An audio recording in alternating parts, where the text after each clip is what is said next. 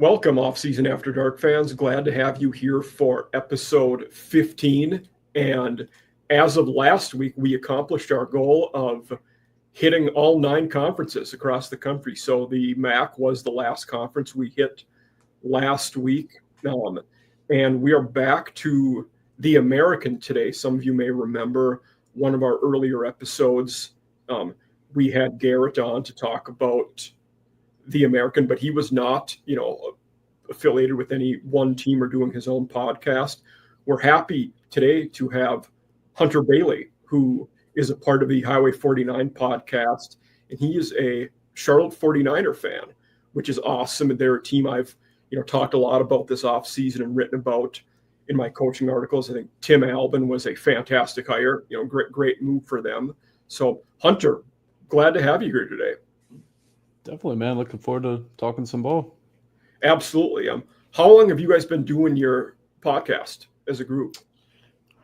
We started it maybe 3 years ago. So during the Will Healy era at Charlotte. So it's now covered 3 of the 4 coaches programs had. So, yeah. That's impressive. Yeah. That's when you can keep that kind of longevity in a field that's getting inundated with people doing it.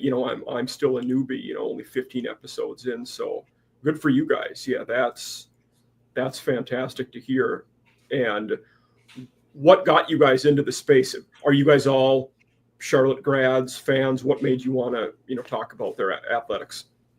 Yeah, so I graduated from school in 2020. 2021, I started writing for the Charlotte Observer, covering mainly Charlotte football. I've kind of branched out to the Charlotte Hornets, done some UFC events, just awesome. Different things. But got started in the podcast world 2022, and it was originally just me and one other guy, but he kind of got out of the media space. So then I added in Hannah Brady and then Jeremy Grandison, who still do the pod with me. So we've done about 100 episodes with the current construction, awesome. Myself, Hannah, Jeremy, and I think it's about 115 total. So yeah, I've been sticking around for a while, growing the fan base of it and trying to provide like a free service for Charlotte fans, people that want to listen. So that's awesome. Yeah, and I'm kind of in a similar boat. Only for our SEC After Dark, they're all very SEC centric, and the viewers are as well. So I'm kind of trying to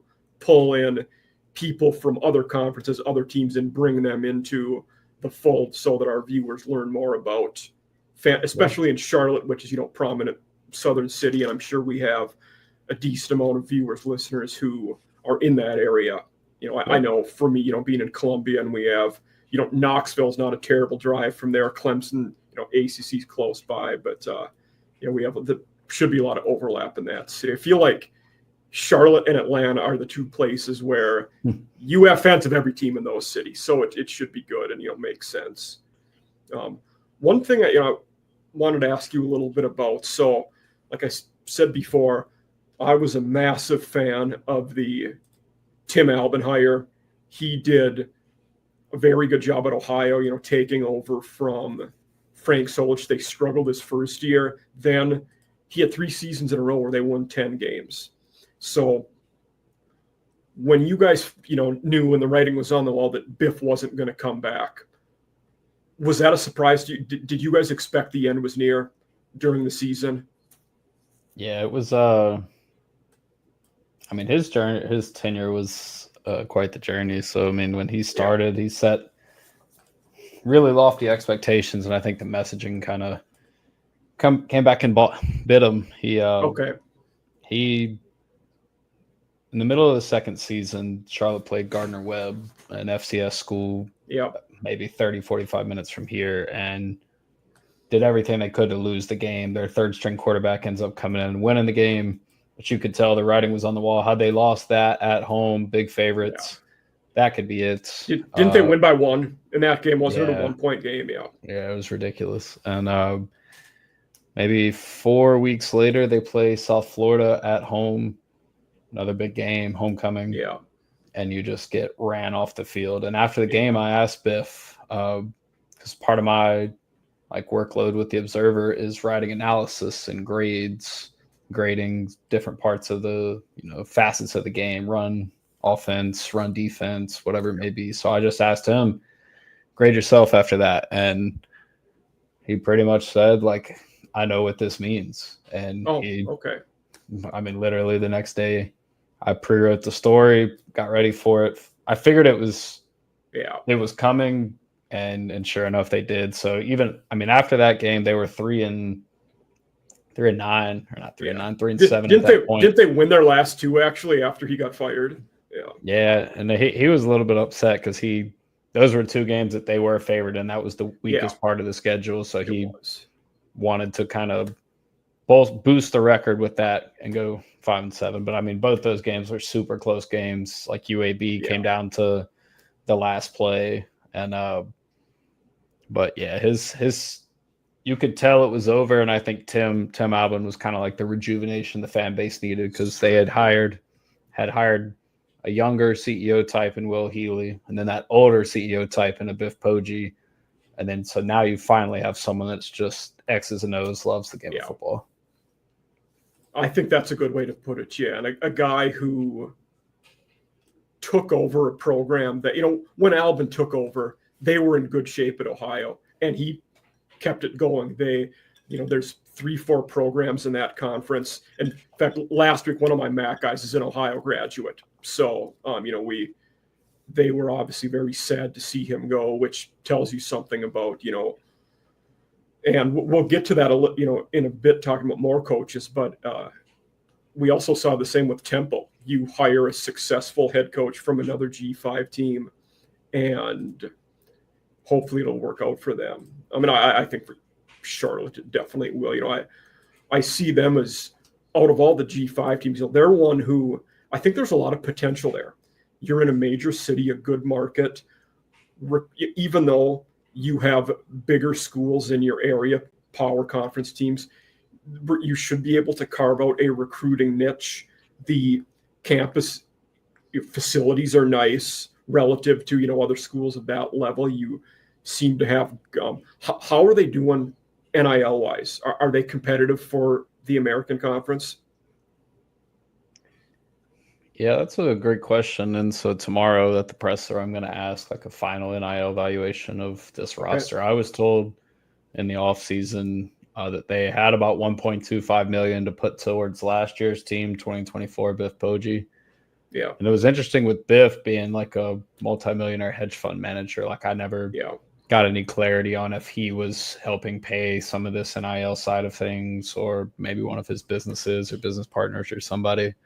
But the goal for this year was to get up to 1.5 million. So as far as competitive across the American, I'd say they're probably on the middle to low end of that. But I'll get some clarification on that. Good. So, I would be curious. That and assistant coach wise, Todd Fitch comes in as offensive coordinator, very experienced. Was at LSU last year, but has been an SEC O coordinator at Vanderbilt, was at Boston College, very familiar in your conference, was at South Florida and ECU. I mean, the guy's had a lot of experience through spring ball and then now fall camp. What offensive wise, are we going to see a different offense? What should we expect them to run? Yeah, I think so. I mean, Todd, the way I see his game, like he's more of the hard-nosed kind of older OC that has, I mean, he's going to tell you exactly what he wants from you, and that's what I've heard from the players. He holds that type of standard, and he's just kind of level all the time. His numbers at Vanderbilt, I mean, you don't really see a lot of super successful offenses, I guess, maybe at Vanderbilt, obviously, in a tough conference. So when you look at those numbers, they're not great, but when you go back to his time with Louisiana Tech, you mentioned ECU, South Florida. I mean, Louisiana Tech specific, they're scoring 30 points a game almost every season he's there. They had a lot of success in Conference USA. And then with this team, I expect them to run the ball a lot. Like I looked at some of the run-pass splits from Albin's time at Ohio. And last season, granted, they had a running quarterback. They did. But, I mean, they ran the ball on 61% of their plays. So they want to end up in these third and short situations. They're trying to stay ahead of the chains the biggest like principle type of statement that Fitch has made is they want to end every possession with a kick. So they're going to try and limit all the turnovers, limit penalties. Just as far as the scheme and things like that. So media hasn't been able to watch any of their practices. So seeing what they're going to do. I didn't know that. Yeah. Under center or in shotgun or whatever, like Albin operated in the pistol a ton last year. I think we could see some of that with this team. And they're still trying to figure out who their quarterback's going to be with the season opener 4 days away. So I think the offense is a lot of question marks, but at least kind of philosophy-wise what Tim Albin's liked, what Todd Fitch has liked. And my understanding is it's kind of a marriage of both. So I think it's going to be a run-heavy offense, get the play-action game going, and then try and open up the passing attack from there. And I think whether you have Grayson Loftus or Connor Harrell at QB, both of those guys are going to run around a decent amount. They're pretty dual threat guys who have, come from bigger schools. It makes sense that you talked about the media not being at practices. You're not seeing a lot about, across all medias of who has won that job, who's going to be the guy. That makes sense because that's why nobody knows probably. Yeah. So those two would say are definitely be the finalists. There's one other guy, Zach Wilkie, started at Southern Miss and went JUCO. He seemed to have a solid shot in the beginning. I think he's kind of fallen to that second tier, and it sounds like Loftus is more of he can get out and run, but he's more of the traditional pocket passer. Yeah. He can kind of stand in, and then Harrell is going to pull the ball down and run with it. Exactly. And I've seen Harrell play in person a couple times. Duke's Mayo Bowl a couple years ago. North Carolina played West Virginia, and then actually last season, Harrell was the starter when Charlotte went to Chapel Hill. And I forgot that was early. Yeah, that time of year, that makes sense.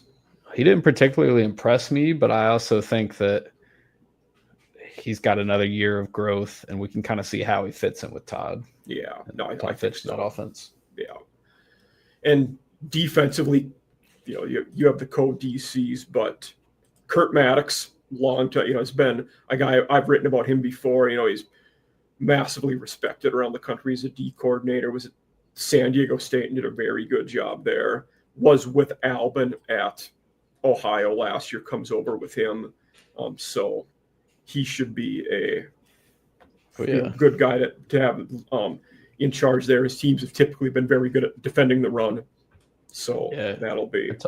I talked with him for quite a while at Media Day, and you could tell immediately he loves football and he knows his stuff. Him and then Nate Fanez. So Fanez is, I guess, the DC, and the co-DC title is mildly odd, I guess, but Kurt is going to be coaching the edges, working with those guys, and then Nate Fanez.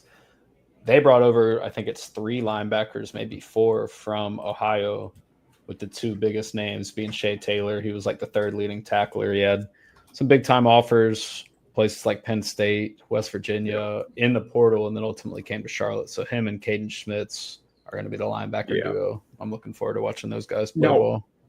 Will Schmitz be that edge-type guy who will drop and then play on the edge sometimes? Because that's kind of what he did. So he transitioned fully, so he's just been a stand-up backer. So there's 6 periods of practice. Okay. Yeah, so he's not on the edge anymore. Okay. And then I know D-back wise, did they get a corner from Harvard? Is that right? I thought it will. There's they've added a ton, so I knew they got quite a few. So there's actually not a returning corner that really played a lot, especially from last season. So they had Donnie Balfour, who's probably their best defensive player last year. He transferred to Texas Tech. Yeah. Corners up in the air. So Ty Baldwin coming in from Ball State has played well. Caleb Curtin coming from Elon. Heard good things about these guys. And like I say, when I say played well, it's just players or coaches telling me that because I can't get out and watch anymore. Yeah. Gavin Shipman was the guy that I was thinking of. Oh, Shipman, yeah. No, I've heard a little bit about him, but not a ton. Yeah. but and that even on the defensive front, it seems like all that D-line are new guys in the program too. So I know Solomon coming from FIU should be a pretty good player. He'll be in the middle there.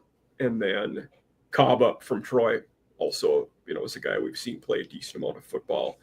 Beyond those two, I can't say I knew a ton about the others, but those two were promising to have there. Yeah, anyway. So Braden Mullen and DJ Burgess are the two guys I think will be on the edge. So Braden Mullen played at Dartmouth. I believe it's 20.5 tackles for loss over the past 3 seasons there. Good. And then DJ Burgess, another guy that came from the JUCO route. He was at Northwest Mississippi Community College. Played really well there. He's a power guy. Talked with him, and these guys are just hungry, man. I think the new opportunity and playing, as you mentioned, for Kurt Maddox, I think those be the guys on the edge. And then Jalar Holly returns at defensive tackle. He started his career at Miami and actually transferred to Charlotte in 2021, and he got an NCAA waiver, so he'll be back this year. Okay. Other ACC transfer, Ayo Tafasi, coming in from Florida State. So he got here last year, was hurt, made a lot of plays at practice. So I could still watch practice then under Poggi, but it didn't quite translate to the game, and he dealt with some injuries. So we'll see kind of how he bounces back this year, gets used to playing under the staff. But I think those will be some of the guys that show up for sure. Good to hear. Yeah, but I think overall, very exciting times for them, bringing in a proven winner and a staff that knows how to get it done and, can develop consistency in a place where I think there's a lot of promise to be, one of the year after year contenders in the American. So yeah, it's the most qualified coach they've ever had. So, I mean, when you look at Will Healy coming from the FCS ranks, he did well there. Then you look at Biff Poggi, who was kind of like that phenom high school coach, but had never coached a college game. But now you have someone that's won some bowl games, won Coach of the Year awards, won 10 wins, 10 games multiple times. So I think the operation is running smooth there. I just want to see it on the field. Yeah, absolutely. Yeah, and Healy's back at the FCS now at East Tennessee State. So he's rolling out 2 quarterbacks again for the opener. He did the same exact thing in his Charlotte debut. Okay, I can't say I paid attention to how the ETSU fall camp is going, so I didn't know that. But hopefully he can make it there though. One of the kind of staples of the show that we always do is talk about the other coaches in the conference. So, it's kind of one of my primary writing things. And for the P4 conferences, it's easy to find lists. A lot of people do rankings, on 3, 247, ESPN. Whereas for the G5 ones, not many people do that. So I did a writing series for Mike Farrell Sports, who I write for, where I rank the conference coaches. So that this ranking will be mine. So basically, if you have problems with it, feel free to cast stones at me and tell me what you like, what you don't like. So I honestly, and across the board in the G5, I don't think there's a better top to bottom conference coaching wise. I mean, you have a lot of guys here. I mean, guys who like Alex Golish, Newberry, and Morris, all in the middle there, who Morris has taken over a terrible situation and he's gotten them respectable. Golish had the really good first year after, taking over just a terrible situation from Scott at South Florida. And then Navy has a fantastic season last year. But starting at the top, I mean, for me, it's tough not to have Summerall at number 1. He's 32-9 in 3 years as a head coach. That's really impressive and tough to beat. He's made a conference title all 3 of it, 2 years at Troy and then Tulane last year. And Keeler, obviously new to the conference, but not new to winning. The only guy to win an FCS title at 2 different schools. And in the move up, with Sam Houston, got them to 10 wins in year 2. Pretty impressive. So top of the list wise, Would you agree with the top 3, 4, or would you have some movement there? What do you think? Yeah, I definitely like Summerall. I just met Keeler at Media Day, and Oh, very cool. yeah, he was awesome. Yeah. His kind of opening speech at Media Day was great. Where does the American do? Where was Media Days at? It was actually in Charlotte this year, which is Oh, really that's cool. I didn't have to go anywhere. Yeah. that's very convenient. Yeah. The only thing I'd say about the list, I really like Ryan Silverfield at Yeah. Memphis. And it's funny, man. Like these Charlotte Memphis games, both of them the last 2 years have been nail biters that have crushed Charlotte's season. And Okay. Yeah. it's like you're watching a team and a head coach in Silverfield who their defense looked terrible in both of those games, but when it came down to winning time, they found a way to win. And Charlotte hasn't had maybe a coach or a regime that could do that yet. And I think so I've got some respect for him. But yeah, definitely Jeff Traylor. I get that. It's tough with his record. He's won twice as many as he's lost. Yeah. You could definitely say it's tough to have Silverfield as low as I did. But no, I think it's a good list, man. Jeff Traylor's, he's the man. He's another one that definitely has a ton to say. Yeah. But some of them, like Charlotte hasn't played just yet, so I haven't gotten to dive into. But like Jeff Monken, for example, at Army, like Charlotte plays there this year. It's a noon game on CBS Sports, so I'll definitely deep dive. But wasn't that Memphis game on the road last year? Yeah, I remember it was a tight game. Yeah.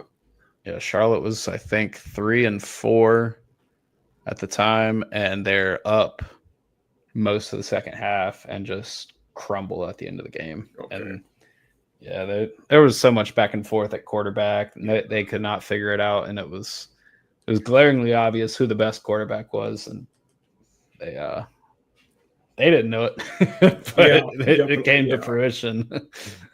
But yeah. But I looking at I looked at the Charlotte schedule, today, and saw they didn't play Memphis this year, but that last month of the season is no slouch. You go to ECU, UTSA at home, at Georgia, at Tulane, so that's not going to be easy. They're winning before that. they do. fared well against ECU last year, being probably the best game the program's ever had. I mean, they put 55 on the board. They handled business for an ECU team that went on to win 8 games. But yeah, we'll see how it goes this year. I definitely think UTSA is going to be in the top players in the conference. I think so. As well. Yeah, really for Charlotte, if you want to, hopefully, I think the goal has to be get to a bowl game this year. That first conference game against Rice could be massive. Really got to get that. 2 teams with a new head coach, and a game that, you probably should win at home, but one that you really want to make sure you get. And it's funny. So Scott Abel coming from Davidson, so that's a massive game from him coming back to North Carolina. And that's gone back and forth over the past few years. I remember when Charlotte fired Will Healy, the very next game with Pete Rosamondo as head coach, they go to Rice and score 55 or 57 or something crazy and look like a real competent football team. And then the next year, Rice comes to Charlotte, absolutely smashes Charlotte. And this past year, the game came down to a missed field goal. So it's I feel like that series is always insane. So I'm looking forward to that one. That's Charlotte's only ESPN game this year. So. Oh, nice. That'll be fun. Yeah. And then even, getting lower on this list, I feel like we have, some guys with a lot of potential. You just mentioned Abel at Rice, was very good at Davidson. Along with Albin, the other one in this conference, I was a big fan of the Zach Kitley hire. A lot of promise coming over from Texas Tech. I think FAU did a very good job. In identifying, and it seemed like that one moved quick. I think they identified him pretty early on that he's the guy we want, a younger, dynamic, X's and O's driven offensive guy. So yeah, it was funny. They were on pretty much the same exact timeline as Charlotte. So when Charlotte fired Biff, FAU fired Tom Herman either the same day or the day before. And then you've always heard the saying, like, you get the interim head coach boost. It was like both teams had it playing each other that Saturday. So I got to see Kitley at Media Days very tall. That was the first thought. Yeah. And there's one other name on this list that I like, and it's Trey Lamb. He was actually in the mix to be Charlotte's head coach. He was at Gardner-Webb for a while, ETSU as got. He was at ETSU for a year. Yeah, did well there. Kind of turned them around, and I thought he'd have a chance, but it's good to see him in the Americas or in the Americans. So it'll be fun to watch them this year.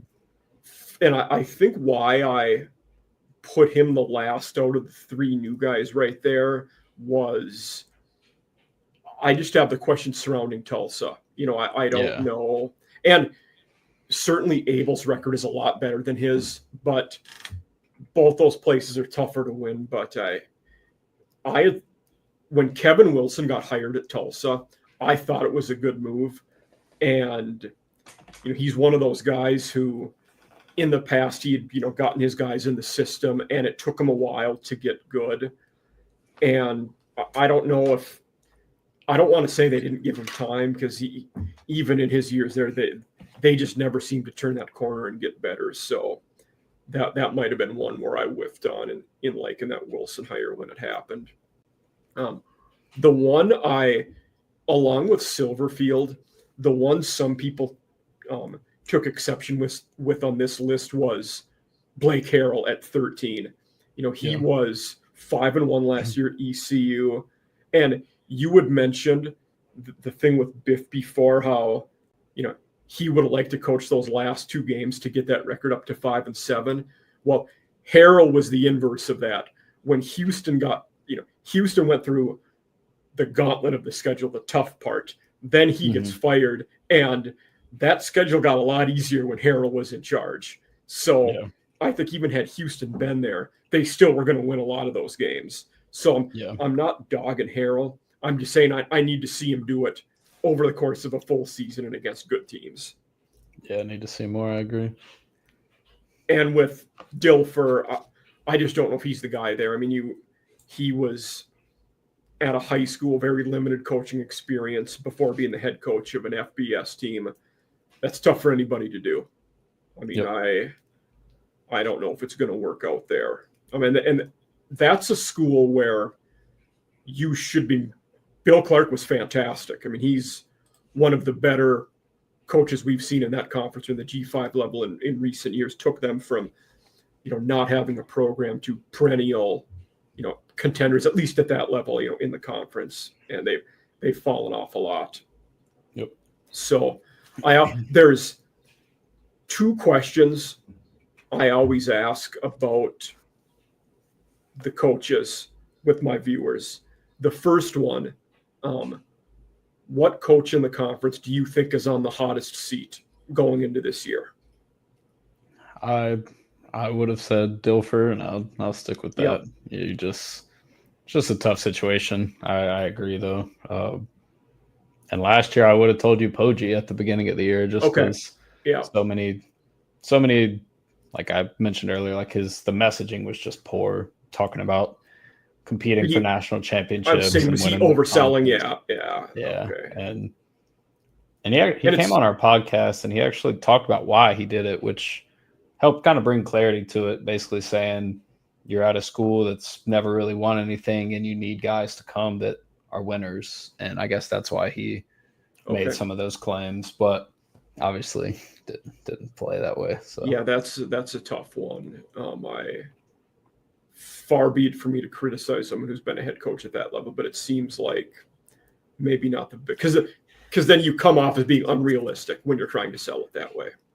And that's the thing too. So Albin came in and his first thing he said at the presser was, "Wow, we're gonna win," and you could tell how excited he was. And it was so much different than Biff. Like I say, like Biff is like this mob boss that is coming in to take the place over, and he has this certain, I guess, aura could be a word with him, where he comes in the room, and Tim is just different. He's knows everybody's name, super nice dude, and like I say, loves ball.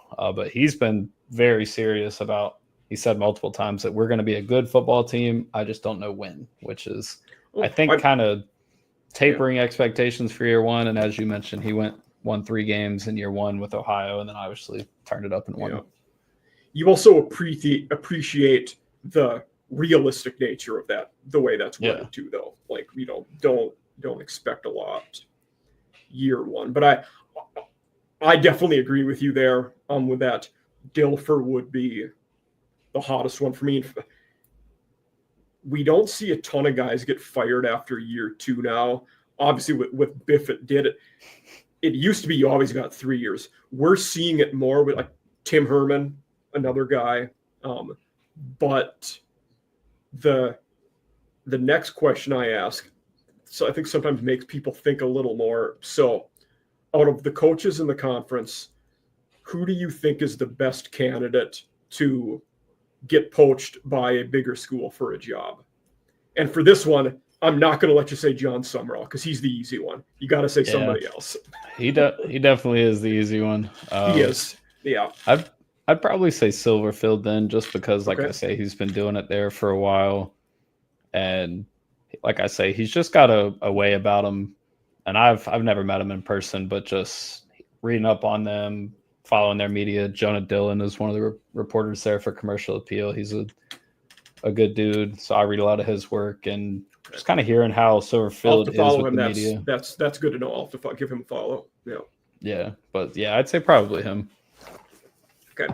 I'm going to go Eric Morris for that one. I think you have a guy, dynamic offense, has elevated their team, in 5 wins his first year, 6, and then when he was at Incarnate Word, Coach Cam Ward did a good job. Ward followed him to Wazoo, that Texas Tech background. So Morris would be the guy that I would say, though I think another good, especially if this guy can revert back to 2 years ago, Alex Golish is another guy that it probably happens for too. Yeah, he's cutthroat, man. I asked him at media day, I was like, if there's a rule you could change, like an on-field football rule, and he said, I want my wideouts to be able to cut block. I was like, okay. Good question. I mean, it's a good question. Yeah. And I guess I understand from someone like me who played receiver in college back when you could do that. That's about all you were taught to do because just you're so much smaller than a lot of the other guys, and you're not going to sustain a stock block forever. So that it's an interesting answer. But I think you're Silverfield and then Morris, Golish, all very good answers. So next we'll talk about the QBs of the conference. So this projected starters, and this projected starter list is a lot different than it was when we had our last American episode a while ago, because at that time, DeVillier was projected at Rice. He obviously has been beaten up by Jenkins. And then Poffenbarger was the projected at North Texas, and Mestmaker has taken that job. So we talked a bit about the Charlotte job before. If you would have to guess now, do you think it will be Harrell, Loftus? Who would you guess would be the guy? Yeah, so they kind of doxed themselves in a way the other day. They posted their team captains, and Harrell is as a captain. I didn't see that. Okay, that's good to know. Albin didn't name him as the starter, and he might tomorrow. But I mean, if you're gonna name a quarterback as a captain, you'd think they're gonna play. So I think you would assume so. Yes, I think. Yeah, and Harrell fits. He's kind of like Parker Navarro, Ohio's quarterback from last year, a dual threat. And Navarro, he ran 18 touchdowns, had over 1,000 yards on the ground. So I definitely think we're going to see a lot of QB run, and there's a chance that we see both him and Loftus. I don't think certainly, yeah. I don't think that's the route that Tim wants to go, Tim Albin, but I do think it's possible. So I think Connor Harrell will probably take the opening snaps if the captain thing is any sort of indication. Okay, no, I think that's a good way to look at it. And you don't necessarily want to play multiple in the first game, but if it happens, then it happens. Yep. And that's been the story of Charlotte football since Chris Reynolds graduated in 22. They haven't had had a quarterback. Yeah. No, you're right about that. Yeah. But, looking at some other, go through the schools on this list.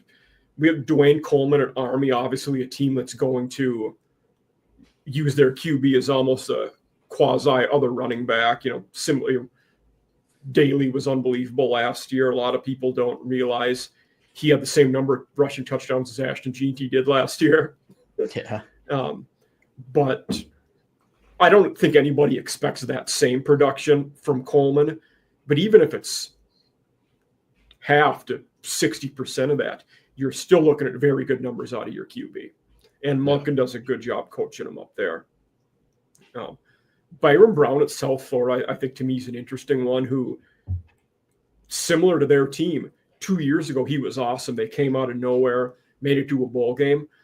Then last year, they regressed a little bit. We didn't see the growth out of South Florida that we thought we would in 2024. And I don't want to say a lot of it had to do with Brown, but he certainly didn't.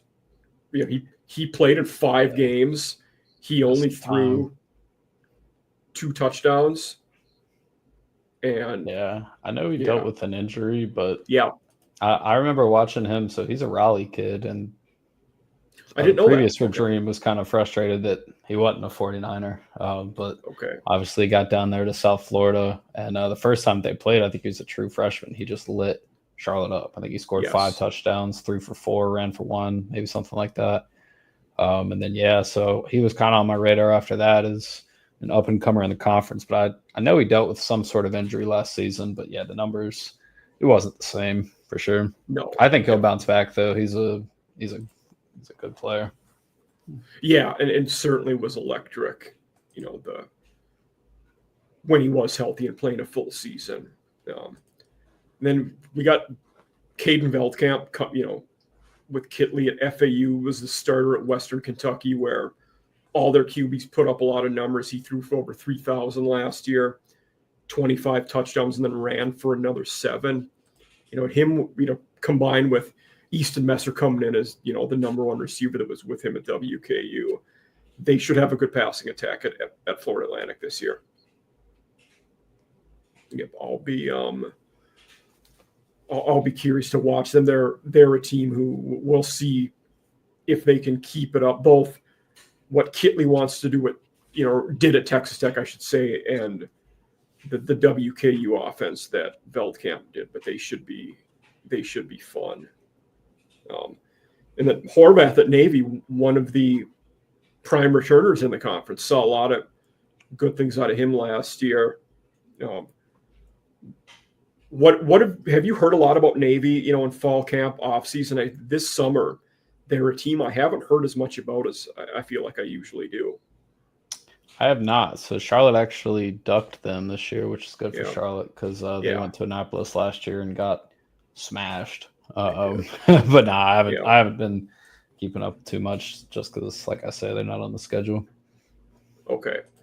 Yeah, that's good to know. But we know Horvath will be back, and he'll run for a lot of touchdowns is one thing. Yeah, and Alex Teska, their fullback, he's going to do it too. Yeah, and Heidenreich, they got all kinds of – everybody on their team's going to run for between 8 and 10 touchdowns, but nobody will get a ton of yards. It's kind of one of those, Brendan Lewis will have at Memphis.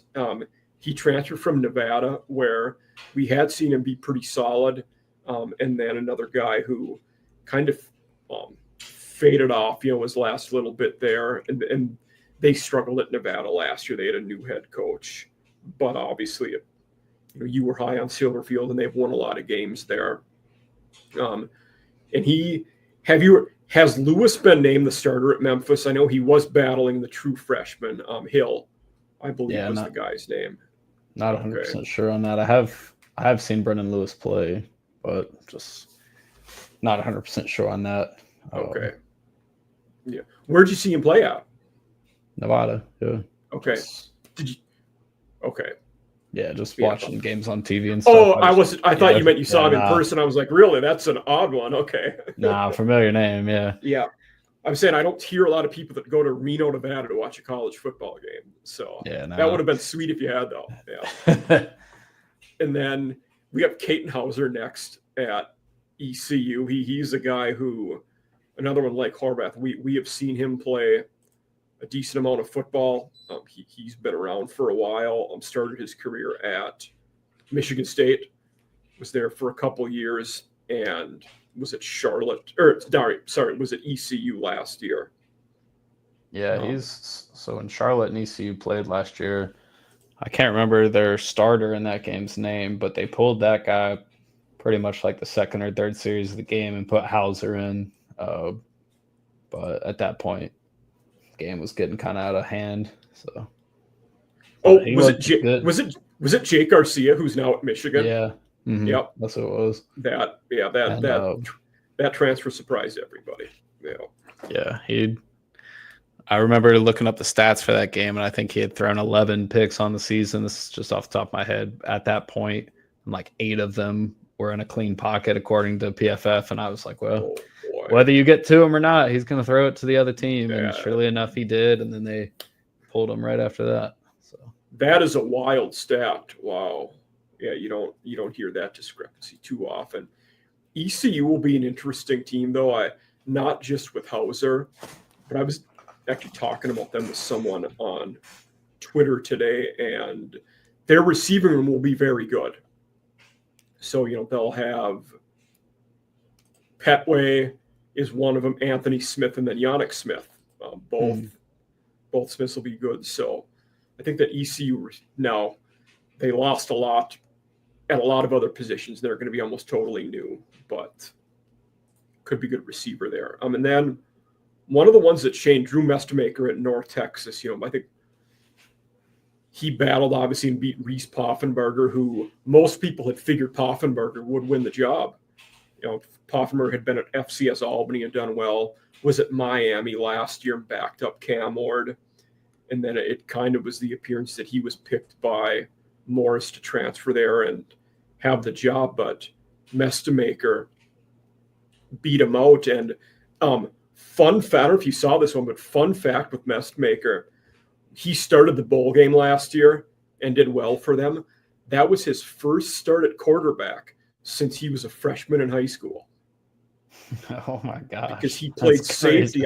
I forget who the quarterback on his high school team was, but it's a guy that is at a backup at an FBS school now. So it's another D1 guy. And wild stat. And Owen McCown at UTSA, obviously a good program there, a team who they're going to have both good receivers and run the ball a lot. We've talked about Traylor a little bit earlier, and they're a team who will put it on the ground, be pretty good mixed, probably a little more run heavy. But McCown, a lefty, another one of the guys on this list we've seen play a lot of football. So that, and they're a team that'll win games. But, I think that Evan Simon with Temple, he's battling Giovanni McCoy, who started at Oregon State last year, spent the spring at Texas State, didn't win the job, and is now at Temple. Have you heard any clarity on the Temple job of who's going to be that guy there? Nah, nothing for them. I haven't. Nothing for these last 5 either. Okay. And with Samanzo was the one who I don't think he ends up getting that job. Obviously, we had the late transfer of Jake Retzlaff at BYU, going to Tulane. So I think Retzlaff will be the guy, but Samanza's in that. And then another guy in that battle is Brendan Sullivan, who was at Iowa last year, Northwestern before that. And then Donovan Leary, a former Illinois QB. So there's 4 guys, up for it at Tulane, but I think Retzlaff will get the job. Jalen Kitna, obviously at UAB, son of John Kitna, former NFL player. Yep. And he actually, we've seen him play a little bit, and like most of their team, he's been remarkably average at best. Chase Jenkins was named the starter at Rice a few days ago. He's a guy who's going to. Is Warner still there? Is Warner still there? Did he? No, he is at Fresno State. So he started against Kansas this past weekend. Yep. Gotcha. Okay. So yeah, Warner's at Fresno. But Jenkins is a guy, in that the Able offense, it's a lot of option concepts. So they're going to run around a lot. And I don't want to say he'll be running as much as the Service Academy QBs, but it won't be far off.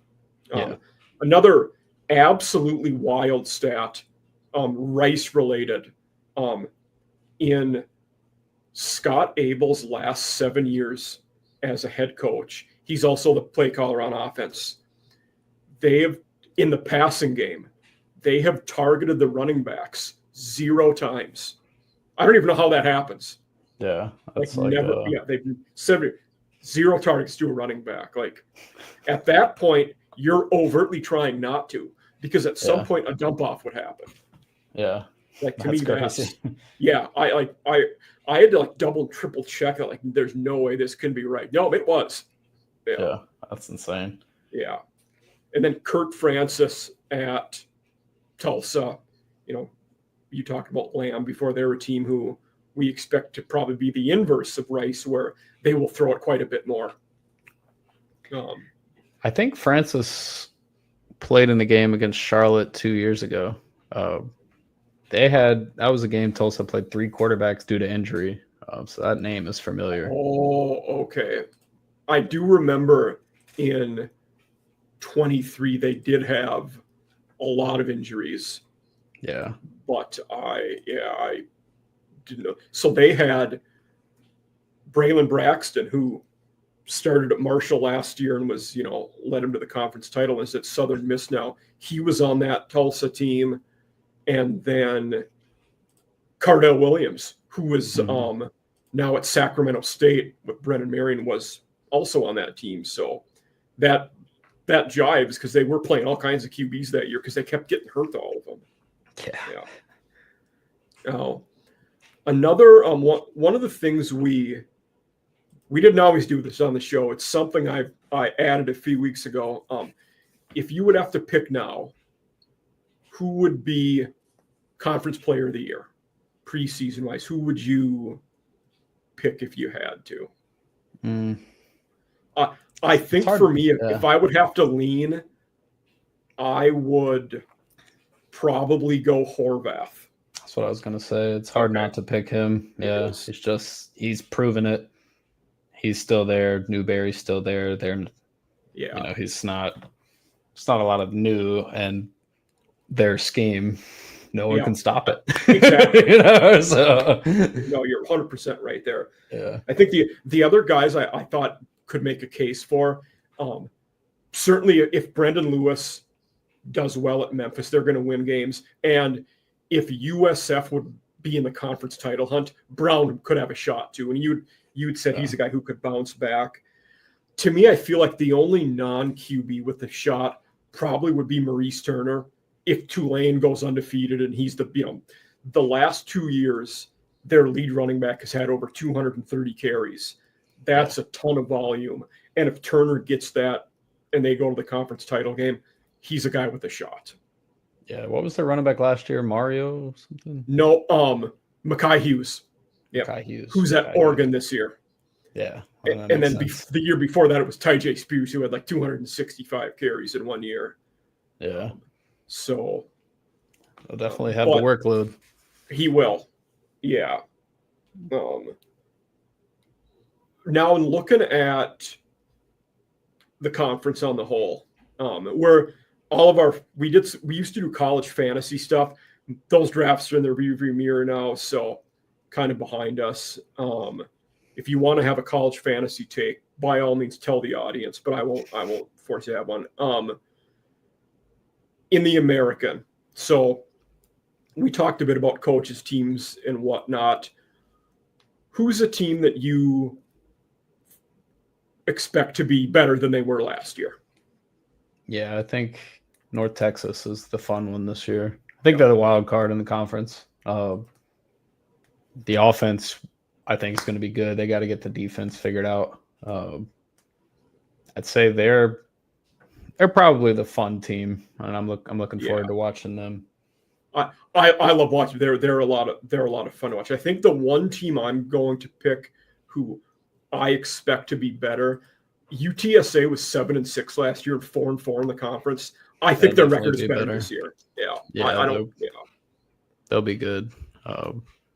Anytime I see them, I just think of Frank Harris, and I feel like he was in college football for so long. He's like Perry Ellis from Kansas, but I was reading an article today. Former Georgia quarterback Dwan Mathis is at a D2 school in his 7th year of college football. Yeah, man. So, what about, is there a team you expect to be worse this year than they were last year? I think for me, the obvious one is Army. So I'm going to say somebody different because they're not going to be as good as they were last year. I mean, we talked about it some earlier with ECU. Like, I still can't believe they won 8 games. I know. So I could see them taking a step back. I don't necessarily think they'll be bad or have a rough year, but their schedule is pretty interesting. It is. And Charlotte's win total has been the same like every season the past 3 years. I think it's at 3.5. So I think they'll have a chance to get over that. But I wouldn't put them kind of in the good or bad. I just think this is kind of like trial run year for the 49ers. That's fair. The one who I was waffling on was, do we expect Navy to win 10 games again? Yeah. Their schedule's not too bad, though. Like, that schedule's not bad. I mean, you start off FCS, VMI, UAB, Tulsa, Rice. Those are 4 winnable games. 4-0. Yeah. Yep. Air Force is at home, and I think Air Force is going to be better this year. But still, at home, you like your odds. At Temple, pretty sure Rice beat Navy last year, and that's when I was like, "What is college football?" Really? Like, if I remember correctly, they did. They beat them 24-10. Yes, and I was just like, I'm pretty sure it's like right after Navy smashed Charlotte, or right before at some point. Navy smashed Charlotte, then they lost to Notre Dame, then they lost to Rice. Yeah, it almost makes me wonder for how physical Navy plays. Were they really beat up after Notre Dame, and did that affect the Rice game? Yeah, gotta be. Yeah, it's like when you play the Detroit Lions in the NFL; they're just so physical. It's like teams have a hangover that following week. It's a real thing. Yeah. It is. Oh yeah, the body blow theory. Yep, it certainly is. But I think I'd lean ECU with you on that one for a team I expect to regress. Yeah, it's tough not to, just because, like I said, I thought about Navy, but that schedule's not too bad. Yeah, they could do that again. I think get 10. Yeah. Now, we always conference-wise, we always end with what 2 teams do you pick to be in the American Conference title? Yeah, I mean, we talked about them a lot, and it might be kind of a easy pick, but probably Tulane and Navy. Okay. It's just like we talked some about the Navy schedule. I think they're going to be good again. They just wear you down, man. So they came to Charlotte 2 seasons ago, 2023, and Charlotte's defense was pretty good that season. They had a lot of talent on it. Their offense was terrible though, and Charlotte threw 4 picks. The game was 14-0. It was tied at 0 at halftime. There were more punts than points in the game total, but they just wear you down. And you can play great defense for 60 of the 62 defensive snaps or whatever, but those 2 that you don't, gash you for a touchdown. And that's Navy. Like I said, they're just hard to stop. And then we talked a lot about Summerall earlier. Like, I mean, he made national championship claims when he got there. So expectations are high for them, and I think they'll deliver. So I'm certainly on Tulane. I made a bold pick in one of these other ones that I think Tulane has a good shot to be the G5 team in the playoffs this year. Yeah. And for the other conference title team, for me, it's between Navy and Memphis are the 2 I've kind of waffled on. For the sake of disagreeing. I'll go Memphis for the other one, and I'll say why, because and this could be a fun one. Navy Memphis play the last game of the regular season, and that game could be for the conference. But Memphis has a bye the week before that. Yeah, and you need a bye if you're going to play them, the Service Academies. Yeah, I forget if it's a bye or a Thursday game, but they have like an 11 or 12-day break in between. So for the sake of being different, I'll go Tulane Memphis. It's so funny, man, because Charlotte has had the bye, like an open week both times before playing Navy the last 2 years. And it's like still the first snap of the game, you can't simulate how well they run the option. You just can't. It's not as good. It's not as crisp. So when they hit you for that first time, it's just like you have to adjust immediately. Yeah, they just read it so much faster. And I think part of that is a lot of teams, when you're prepping for the option, none of your QBs are serviceable running wise. So a lot of teams will have a receiver play quarterback, but that decision making is not going to be there when you're doing it. You know, I'm in practice. So, so like I said, my kind of bold take is Tulane gets the G5 spot in the playoffs. If you would have to put G5, Boise's certainly going to have a shot to be back there. Who do you think will be, that G5 team that cracks the playoff? Yeah, I would say probably Tulane. I agree with you. I got to do all my homework on all this here pretty soon. It'll be tough. Yeah. If Liberty goes undefeated, which they could, they might have a shot too. But I think Autacusa, because your strength of schedule is going to be so weak, you'd have to go 13-0. Yeah, there's no chance. Yeah, or if they have any kind of, if they falter at all, it won't happen. I agree with you. One thing we always, end the show on is going into the year, a hot take, a bold take that you might have, something unfamiliar, unpopular, whatever you want. What would it can be Charlotte or it can be anybody else related. What would your take be going into the season? Like for making a bowl or just to take in general? It can be making a so I'll tell you my G5 one that I've used several times is that I think Louisiana Tech is a 7, maybe an 8-win team. I think they're much improved this year. So that was mine, La Tech being way better. Yeah. I'll stick on Charlotte just because I know them the best. I think year one is going to be tough. When I look at talent wise on the team, I don't think it's as good as last year's. And last year, obviously, they won 5 games. You fire a coach at 3-7. And this schedule is way harder. So they open with Appalachian State, Bank of America Stadium. So they're 0-3 against App. Past 2 games have been closer than the scoreboard says. So I think they're getting there competition wise.